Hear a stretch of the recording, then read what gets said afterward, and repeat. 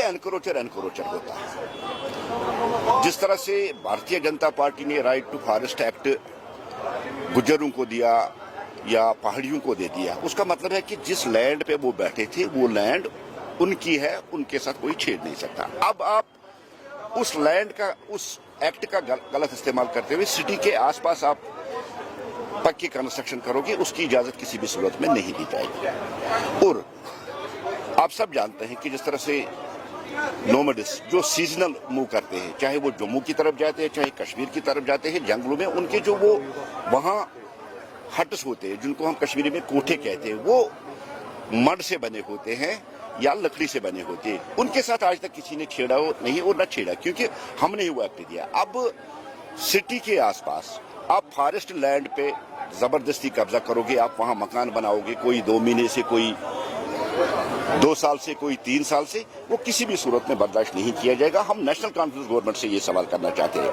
आपकी पॉलिसी क्या है? जो लैंड एनक्रोच हुई है, फॉरेस्ट लैंड, उसको रिट्रीव करने के लिए आपके पास पॉलिसी क्या है?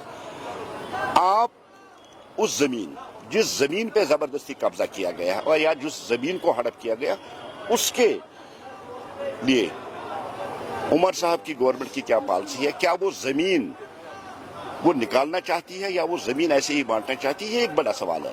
लेकिन हमें लगता है कि जिस तरह से इस पे पॉलिटिक्स अब शुरू की गई है, ये कोई अच्छी बात नहीं है।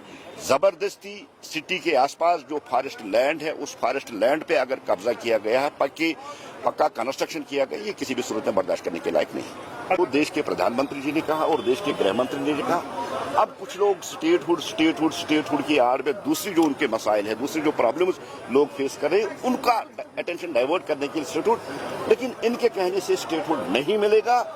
एप्रोप्रिएट टाइम आएगा तो स्टेटहुड मिल जाएगा। साल से एप्रोप्रिएट टाइम आखिरकार वो नेशनल कॉन्फ्रेंस से पूछ के हम एप्रोप्रिएट टाइम बता देंगे। एप्रोप्रिएट टाइम जब होगा, देश के प्रधानमंत्री कहेंगे, देश के गृह मंत्री कहेंगे। कम से कम नेशनल कॉन्फ्रेंस के कहने से कोई एप्रोप्रिएट टाइम आने वाला नहीं।